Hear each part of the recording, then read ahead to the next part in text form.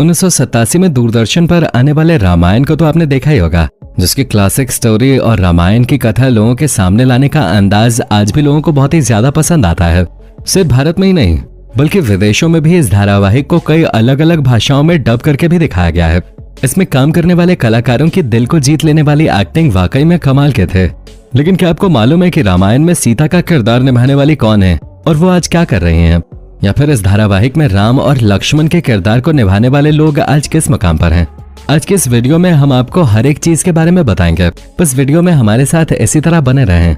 आइए दोस्तों, सबसे पहले बात करते हैं भगवान राम और माता सीता के चहेते हनुमान जी के, जिनका किरदार और किसी ने नहीं बल्कि भारत के सबसे ताकतवर शख्स कहे जाने वाले दारा सिंह ने निभाया था। इन्होंने न केवल टेलीविजन के लिए बल्कि असल जिंदगी में भी अपनी ताकत का लोहा मनवाया था।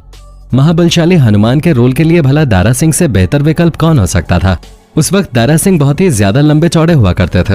हालांकि इस धारावाहिक में काम करने से पहले दारा सिंह कई सारी पंजाबी और हिंदी फिल्मों में काम कर चुके थे। इसके अलावा इन्होंने तमिल, तेलुगु और मलयालम फिल्मों में भी काम किया था। इतना ही नहीं, दारा सिंह कॉमनवेल्थ गेम्स में चैंपियन भी रह चुके थे। इनके आगे बड़े बड़े धुरंधर भी पानी मांगते थे। दारा सिंह ने 500 से भी ज्यादा प्रोफेशनल फाइट्स लड़े थे। पर साल 1983 में दारा सिंह ने कुश्ती छोड़ दी थे और फिर उसके बाद इन्होंने फिल्मों में काम करना शुरू कर दिया।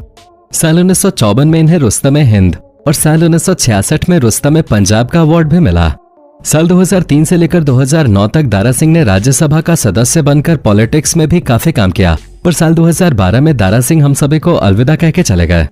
दोस्तों, अब बारी आती है रामायण के सबसे अहम किरदार के, जो और कोई नहीं बल्कि भगवान राम हैं, जिनका किरदार अरुण गोविल ने निभाया था। इन्होंने अपने अभिनय करियर की शुरुआत 1977 से किए थे। अरुण गोविल ने रामायण से पहले विक्रम बेताल धारावाहिक में मुख्य किरदार विक्रम का रोल किया था।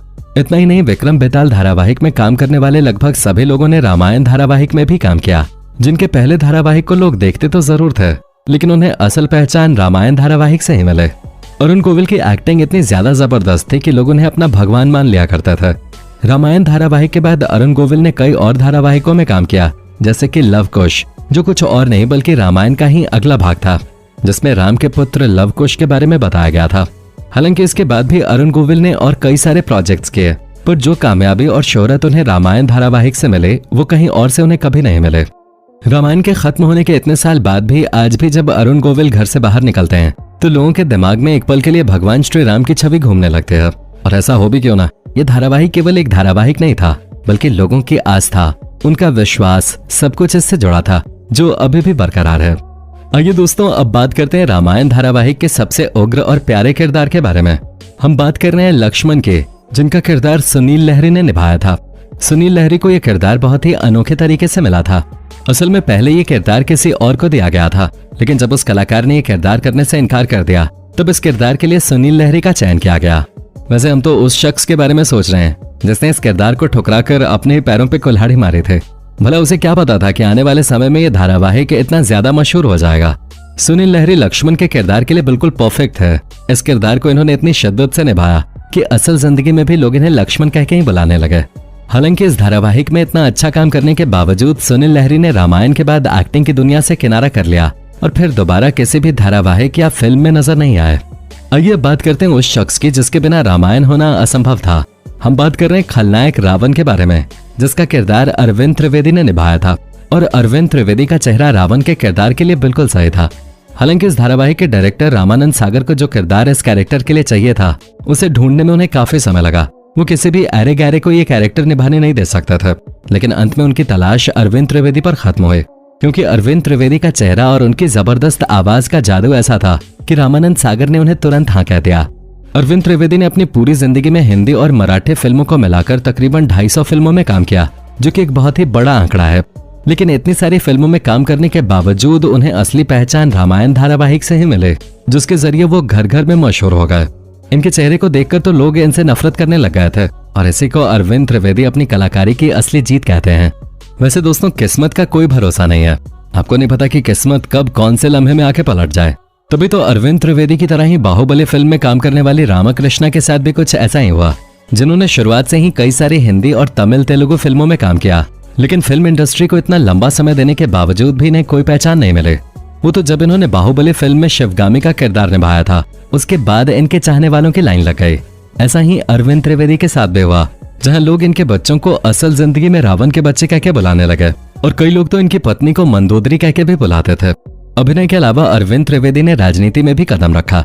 गुजरात के साबरकांठा लोकसभा सीट से बीजेपी की टिकट लेकर इन्होंने न केवल चुनाव लड़ा बल्कि जीतकर सांसद का पद भी हासिल किया।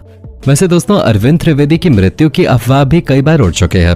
2019 के मई महीने में अरविंद त्रिवेदी की मौत की अफवाह फैलने लगे, जिसके बाद इनके भतीजे ने इस न्यूज का खंडन किया और फेक न्यूज न फैलाने की अपील की।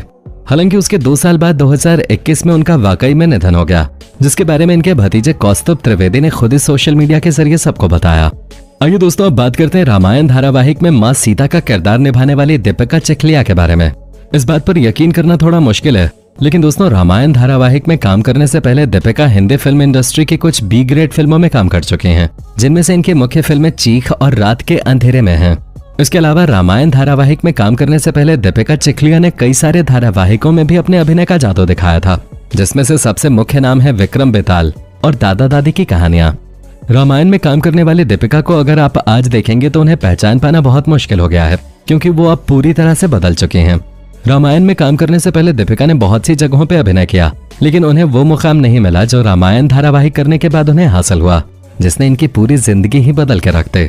इस धारावाहिक में काम करने के बाद दीपिका को इतनी ज्यादा पॉपुलैरिटी और रिस्पेक्ट मिले कि लोग इन्हें माता सीता कह के ही बुलाने लगे। आलम तो ये हो गया था कि इनसे अधिक उम्र के लोग भी इनके पैर छूकर इनसे आशीर्वाद लेने के लिए लाइन लगाते थे। जब ये धारावाहिक टीवी पर आ रहा था तब लोग बहुत भोले हुआ करते थे। उन्हें असलियत और कलाकारी में ज्यादा फर्क समझ में नहीं आता था। वो टीवी में दिखाई जाने वाली चीजों को ही असलियत समझ लेते थे। अपनी इतनी अधिक पॉपुलैरिटी देखते हुए दीपिका ने 1991 में वडोदरा की सीट से चुनाव लड़ा और वहां की एमपी भी बन गई। हालांकि कुछ समय तक पॉलिटिक्स में काम करने के बावजूद उन्हें पॉलिटिक्स रास नहीं आई और फिर उन्होंने कॉस्मेटिक्स बिजनेसमैन हेमंत टोपेवाला से शादी कर ली।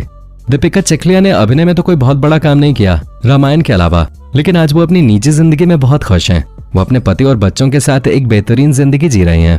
हालांकि बीच में ये पूरी तरह से गुमनाम हो गए थे, लेकिन जब से रामायण धारावाहिक टीवी पे दोबारा से दिखाया जाने लगा, लोग फिर से इनके कायल हो गए और उसके बाद इन्होंने कई अलग अलग जगहों पे इंटरव्यू दिए और रियलिटी टीवी में भी दस्तक देती हुई नजर आई। तो दोस्तों, ये थी रामायण धारावाहिक में काम करने वाले कलाकारों की असल जिंदगी। बाकी आपको इस धारावाहिक में कौन सा कलाकार सबसे ज्यादा पसंद था, उसके बारे में हमें कमेंट में जरूर बताएं और इसी तरह के वीडियोस को लगातार देखते रहने के लिए चैनल के सब्सक्राइब बटन को अभी के अभी दबा दें।